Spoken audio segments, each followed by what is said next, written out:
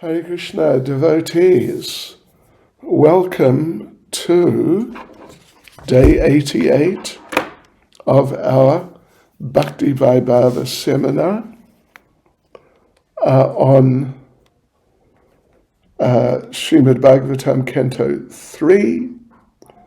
Yes, day 88, my gosh. Okay. So we're in the 29th chapter. We're in the 29th chapter, which is titled Explanation of Devotional Service by Lord Kapila. And we've just come to the very last section from verse 37 to verse 45, which is the end of the 29th chapter, and it's titled The Time Factor Which Everyone is Afraid of is a Form of the Lord, from verse 37 to verse 45. All right, so we'll go through the verses first of all. 37. The time factor, who causes the transformation of the various material manifestations, is another feature of the Supreme Personality of Godhead. Anyone who does not know that time is the same Supreme Personality of Godhead is afraid of the time factor. Interesting. 38. Lord Vishnu, the Supreme Personality of Godhead, who is the enjoyer of all sacrifices, is the time factor and the master of all masters. He enters everyone's heart. He is the support of everyone, and he causes every being to be annihilated by another. Verse 39. No one is dear to the Supreme Personality of Godhead, nor is anyone his enemy or friend. But he gives inspiration to those who have not forgotten him, and destroys those who have. Verse 40. Out of fear of the Supreme Personality of Godhead, the wind blows. Out of fear of him, the sun shines. Out of fear of him, the rain pours forth showers. And out of fear of him, the host of heavenly bodies shed their luster. Verse 41. Out of fear of the Supreme Personality of Godhead, the trees, creepers, herbs, and seasonal plants and flowers blossom and fructify, each with its own season. Verse 42. Out of fear of the Supreme Personality of Godhead, the rivers flow, and the ocean never overflows. Out of fear of him only does fire burn, and does the earth with its mountains not sink in the water of the universe. Verse 43. Subject to the control of the Supreme Personality of Godhead, the sky allows outer space to accommodate all the various planets, which hold innumerable living entities. The total universal body expands with its 7 coverings under his supreme control. Verse 44. Out of fear of the Supreme Personality of Godhead, the directing demigods in charge of the modes of material nature carry out the functions of creation, maintenance, and destruction. Everything animate and inanimate within this material world is under their control. 45. And it's the last verse of this section and of this chapter. Verse 45, the eternal time factor has no beginning and no end. It is the representative of the Supreme Personality of Godhead, the maker of the criminal world. It brings about the end of the phenomenal world. It carries on the work of creation by bringing one individual into existence from another. And likewise, it dissolves the universe by destroying even the Lord of Death, Yamaraj.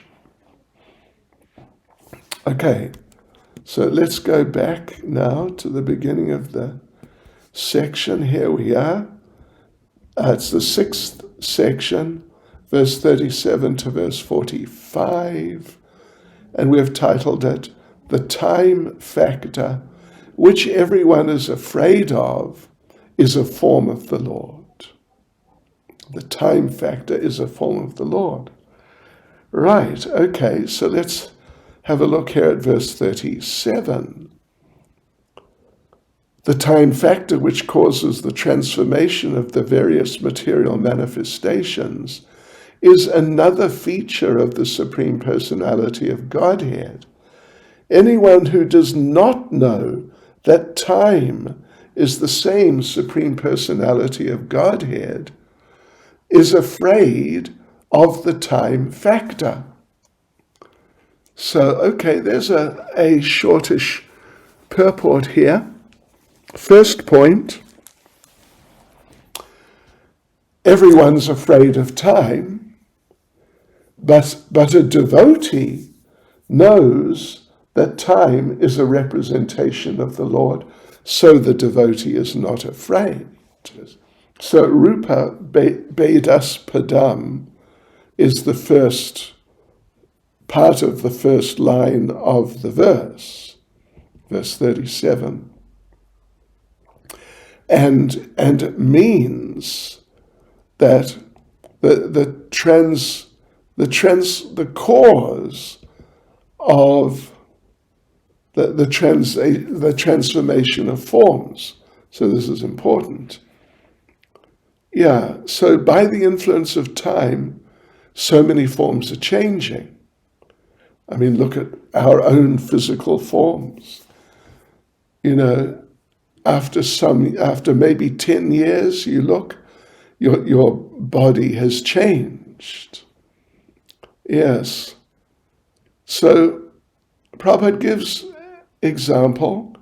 For example, when a child is born, his form is small, but in the course of time, it changes into a larger form, the body of a boy, and then the body of a young man. So similarly, everything is changed and transformed by the time factor, or, in other words, by the indirect control of the Supreme Personality of Godhead. Prabhupada makes the point, usually we don't pay attention. We don't pay attention to the changes of body from the body of a child, the body of a boy. We don't really pay attention because we know that these things, they just happen. It's the time factor. But Srila Prabhupada concludes the purport by saying, there is cause for fear for a person who does not know how time acts. Verse 38, Lord Vishnu, the Supreme Personality of Godhead, who is the enjoyer of all sacrifices, is the time factor and the master of all masters. He enters everyone's heart. He is the support of everyone, and he causes every being to be annihilated by another, Krishna. So yes, so Lord Vishnu is being clearly described here. He's the supreme enjoyer, and all others are working as his servants.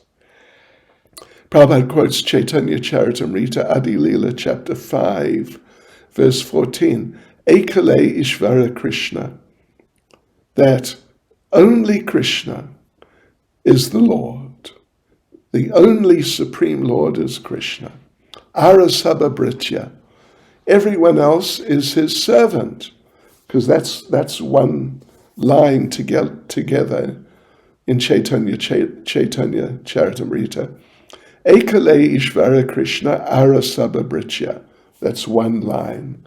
The only controller, the only master is Krishna, and Arasabhabritya.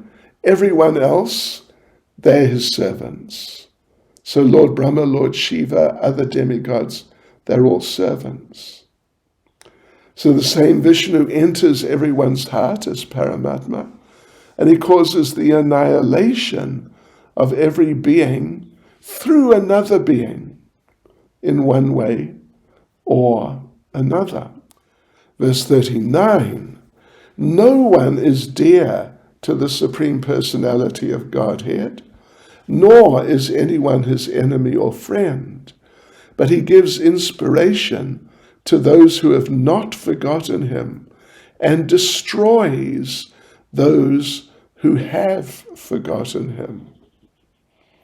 So here we go, devotees. Prabhupada explains that forgetfulness of our relationship with Vishnu is the cause of our repeated birth and death.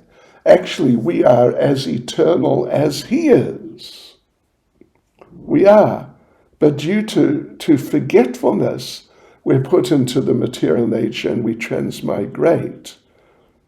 And then, of course, the materialists think that when the body is destroyed, they're destroyed. But actually, Prabhupada says, this forgetfulness of his relationship with Lord Vishnu is the cause of his distraction. And if we revive our relationship with Vishnu, then we get inspiration from the Lord. So the way it's all working, and the verse itself makes this point, the way it's working as we've just described doesn't mean that Lord Vishnu is someone's enemy and someone else's friend. Actually, he helps everyone. One who is not bewildered by Maya is saved, and one who is bewildered by Maya is destroyed. Yes. So, and the point is there, Prabhupada makes the point that no one can be saved from the repetition of birth and death without the help of the Lord. Prabhupada concludes the purport by saying, it is therefore the duty of all living entities to take shelter of the lotus feet of Lord Vishnu and thus save themselves from the cycle of birth and death. On to verse 40. Out of fear of the Supreme Personality of Godhead, the wind blows. Out of fear of him, the sun shines. Out of fear of him, the rain pours forth showers. And out of fear of him, the host of heavenly bodies shed their luster. So there is a short purport here. Prabhupada quotes again Bhagavad Gita chapter 9, that the material nature is working under Lord Krishna's direction. So a foolish person thinks that nature is just working automatically, but an atheistic theory like that is not supported in the Vedic literatures. They don't say that. And so Prabhupada gives some examples, actually. The sun shines under the direction of the Lord. The cloud pours forth showers of rain under the direction of the Lord. And Prabhupada concludes the purport by saying, all natural phenomena are under superintendence of the Supreme Personality of Godhead, Vishnu. Verse 41. Out of fear of the Supreme Personality of Godhead, the trees, creepers, herbs, and seasonal plants and flowers blossom and fructify, each in its own season. So, Srila Prabhupada makes the point, sun rises and sets, and seasonal changes happen at the right times by the superintendence of the Lord. So all these plants, flowers, trees, etc., they're all growing under the direction of the Supreme Lord.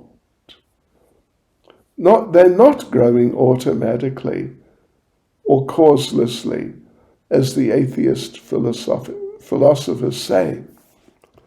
Rather, they grow in pursuance of the supreme order of the Lord.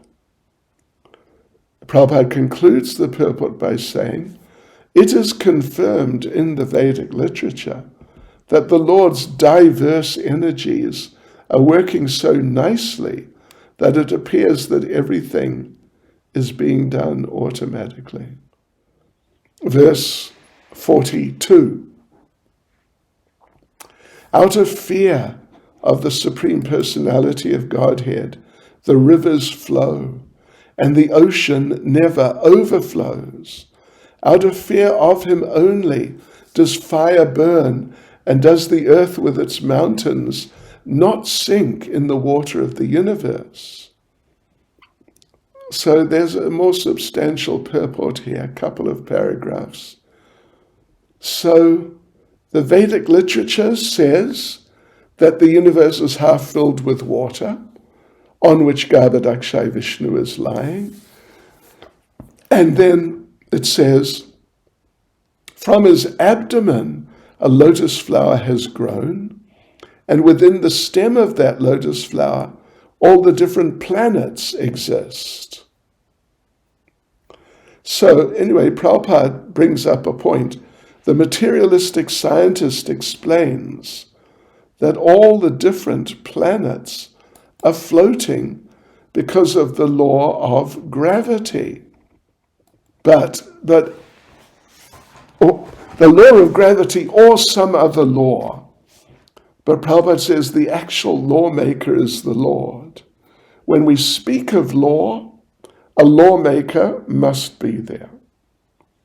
So the materialistic scientists, they may discover laws of nature, but they're unable to recognize the lawmaker. That's very true.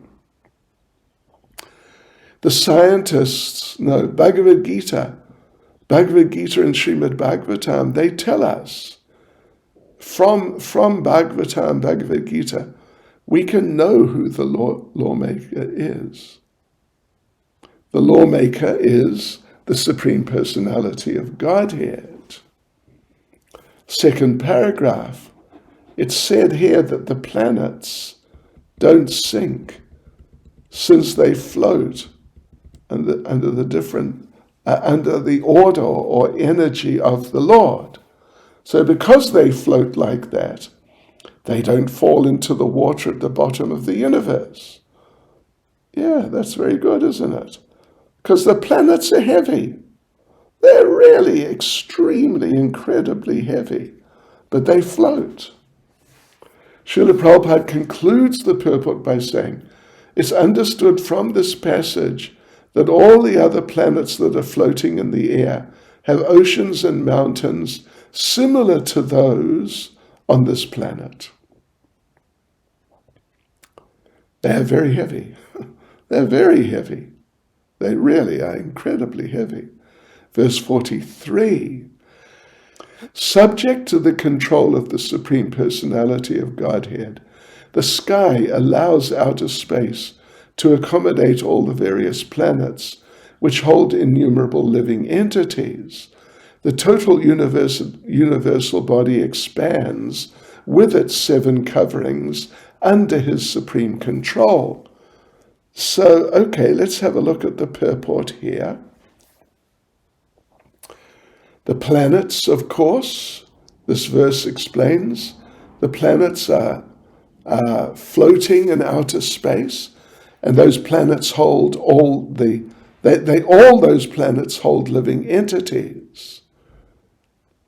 Yeah, they're all residences, all these planets. And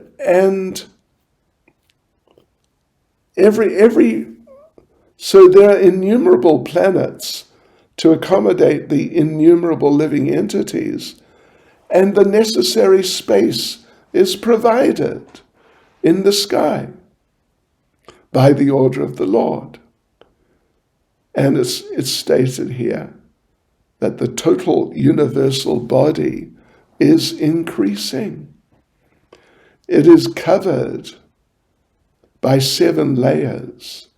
And as there are 5 elements within this universe, so the total elements in layers cover the outside of the universal body. So then Prabhupada goes on to talk about the different layers within the universe. First layers, Earth, it's 10 times greater than the space within the universe, in the center where life is going on.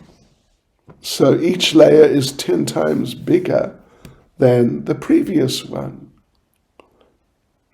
Verse 44, out of fear of the Supreme Personality of Godhead, the directing demigods in charge of the modes of material nature carry out the functions of creation, maintenance, and destruction. Everything animate and inanimate within this material world is under their control. So there are a couple of paragraphs here. Srila Prabhupada explains that the 3 modes, goodness, passion, and ignorance, are under the control of the guna avatars. Yes. Brahma, Vishnu, Shiva. Vishnu's in charge of goodness, Brahma, passion. Lord Shiva is in charge of the mode of ignorance. So there are many controllers, but the supreme is Krishna. Krishna is the supreme controller. As we just read, Ekale Ishvara Krishna Arasabhabricha. Krishna is the only major controller, where everyone else is his servant. So now there's a second paragraph, short paragraph. Prabhupada points out there are 2 kinds of disillusions. One is at the end of every day of Brahma, when Brahma goes to sleep during his night. And the final dissolution takes place when Brahma dies. As long as Brahma is carrying on, as long as he doesn't die, the creation, maintenance, and distraction are actuated, they're caused by different demigods under the superintendence of the Supreme Lord. So now we come to the last verse, verse 45. The eternal time factor has no beginning and no end. It is the representative of the Supreme Personality of Godhead, the maker of the criminal world. It brings about the end of the phenomenal world. It carries on the work of creation by bringing one individual into existence from another, and likewise it dissolves the universe by destroying even the Lord of Death, Yamaraj. Okay, so let's have a look at the purport. There's a moderate sort of purport here. So, Prabhupada first of all says, by the influence of eternal time, which is a representative of the Lord, a father begets a son, and later the father dies by the influence, Prabhupada says, of cruel death. But by time's influence, even the Lord of cruel death is killed. That's amazing, isn't it? By time's influence, even the cruel Lord of cruel death is killed. So, in other words, all the demigods within the material world are temporary, like us. We live for up to 100 years, basically, at most.